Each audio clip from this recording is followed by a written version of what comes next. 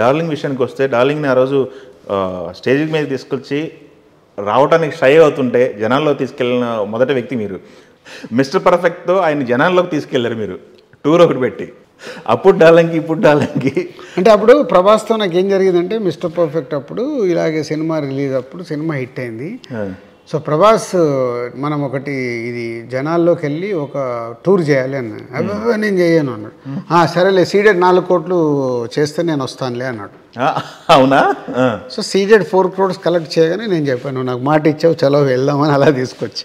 Okay. అప్పటి నుంచి ఇప్పటికి ప్రభాస్లో గమనించింది ఏంటి, ఎంత మార్పు వచ్చింది? Prabhas always is darling. ఎంత ఎదిగినా తనకు కావలసినలతో అద్భుతంగా ఉంటాడు.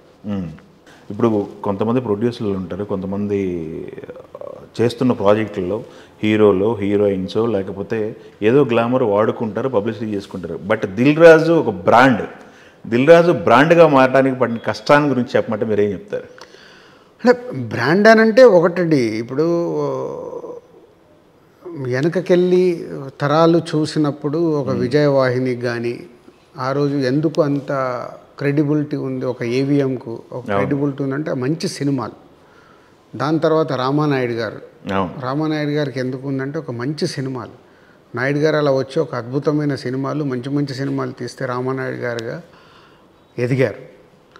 అలాగే దాని తర్వాత శ్యామ్ ప్రసాద్ రెడ్డి గారిని తీసుకోండి, సో మంచి సినిమాలు. ఎంఎస్ రెడ్డి గారి అబ్బాయి అయిన తలంబ్రాలు దగ్గర నుంచి అరుంధతి వరకు శ్యామ్ ప్రసాద్ రెడ్డి గారు తీసిన సినిమాలు. సో అలా దిల్ నుంచి ఇప్పటికి 58 సినిమాలు కంప్లీట్ చేశాము. అందులో 70% సక్సెస్ఫుల్ సినిమాలు ఇవ్వగలిగాము. సో ఆ మంచి సినిమాలతోనే ఎదిగాం. మంచి సినిమాలు తీయడం వల్ల దానికే ప్రేక్షకుల్లో గుర్తింపు సినిమా వల్ల. సో సినిమానే ఎవ్రీథింగ్. అంతే. ఇంకొకటిసారి మనకి ఇప్పుడున్న సినారియోలో థియేటర్కి జనాలు రావట్లేదు అన్నారు, ఇవన్నీ నడుస్తూ ఉన్నాయి. బట్ ఓటీటీలు కండిషన్స్లో పెట్టే స్టేజ్కి ఓటీటీలు వెళ్ళిపోయినాయి అని చెప్పేసి మాట్లాడుతున్నారు కదా. ఇండస్ట్రీని కమెంట్ చేసే స్టేజ్లో సినిమా రిలీజ్ డేట్లు కూడా ఓటీటీ అంటే అట్లా కమెండింగ్ చేసే దాంట్లో కాదు. వాళ్ళు ఏంటంటే వాళ్ళకి ఎవ్రీ మంత్ ఒక సినిమా స్ట్రీమింగ్ కావాలి. సో ఇప్పుడు వాళ్ళ దగ్గర 4 సినిమాలు కమిట్ అయినవి ఉన్నాయనుకో, కమిట్ అయినప్పుడు వాళ్ళు అది అడుగుతారు, మాకు ఇప్పుడు ఈ మంత్ ఈ సినిమా ఉంది, ఈ సినిమా ఈ మంత్ రిలీజ్ అయితే నెక్స్ట్ మంత్ మాకు స్ట్రీమింగ్కి వస్తుంది. సో ఇదే మంత్లో వాళ్ళు కొన్న 2 సినిమాలు వస్తే వాళ్ళు ఒప్పుకోరు. ఓకే. రిలీజ్లు. సో వాళ్ళకి ఎవ్రీ మంత్ ఒక ఫిలిం కావాలి. ఓకే. సో అలా సైన్ చేసినప్పుడు వాళ్ళు చెప్తారు, ఇక మా సినిమాలు మేము ఇవి కమిట్ అయినాం, దీనికి 3 weeks అటు కానీ ఇటు కానీ పెట్టండి అని. అలా జరుగుతుంది. ఓకే. బలగం తర్వాత ఎల్లమ్మ లేట్ అవ్వడానికి కారణాలు అంటే ఏం చెప్తారు? ఓన్లీ కాంటెంట్ అంతే. బలగం తర్వాత ఇప్పుడు Yellamma is very soulful content. ఇప్పుడు బలగం అనేది వేణు ఎన్ని సంవత్సరాలు వెనకాల వర్క్ చేసుకున్నాడు అనేది మీకు ఎవరికి తెలియదు కదా. బలగం వచ్చేసింది అంతే. ఇప్పుడు బలగం ఉంది కాబట్టి అరే వేణు ఏంటి ఇంకా ఎల్లమ్మ స్టార్ట్ అవ్వట్లేదు. కాంటెంట్ ఏంటంటే డీటెయిల్ వర్క్ కావాలి ఆ సినిమాకి. ఓకే. అండ్ ఈ రోజుల్లో బడ్జెట్లు కంట్రోల్ చేయాలి. ఇప్పుడు మామూలుగా అయితే ఆ సినిమాని మళ్ళీ తమ్ముడిలాగా బడ్జెట్లు పెట్టి తీసేయచ్చు, నో అని చెప్పాను. ఎందుకు?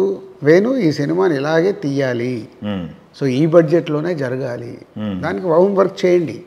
ఇప్పుడు ఏఐ అనేది స్టార్ట్ చేసాం, లార్విన్ ఏఐ, అది వాడుకోండి.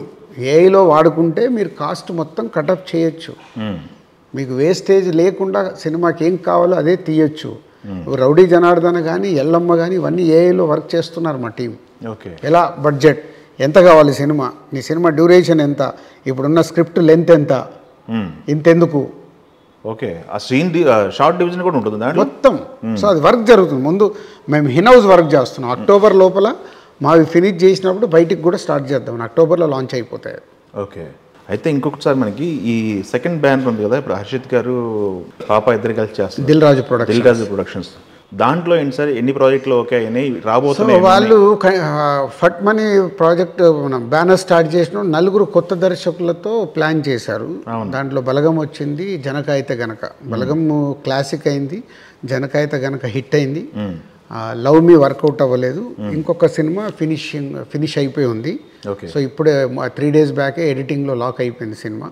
సో ఇప్పుడు అది పోస్ట్ ప్రొడక్షన్ చేసి రిలీజ్ చేస్తారు. సో 4 కొత్త దర్శకులతో చేశారు వాళ్ళు.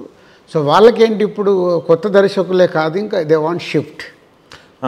సో షిఫ్ట్ అయ్యి థియేటర్ ఎక్స్పీరియన్స్ ఎలా అయితే మాట్లాడుతున్నామో దే ఆర్ లుకింగ్ దట్ ఆ ఏరియాలో చేయాలని. దాంట్లోనే ఇప్పుడు మార్కో డైరెక్టర్ని ఒకటి సైన్ చేశారు. అది వర్క్ చేస్తున్నారు, స్క్రిప్ట్ వర్క్ జరుగుతుంది. ఓకే. హీరో ఎవరు సార్ దానికి? ఇంకా ఫైనల్ కాదు, జస్ట్ స్క్రిప్ట్ స్టేజ్లో ఉన్నారు. Action film, full action film. Okay. Action film అంటే ఇప్పుడు మళ్ళీ మార్కెట్లో మీ క్యాలిక్యులేషన్ ఎవరున్నారు ఏంటి సెర్చింగ్. ఓకే.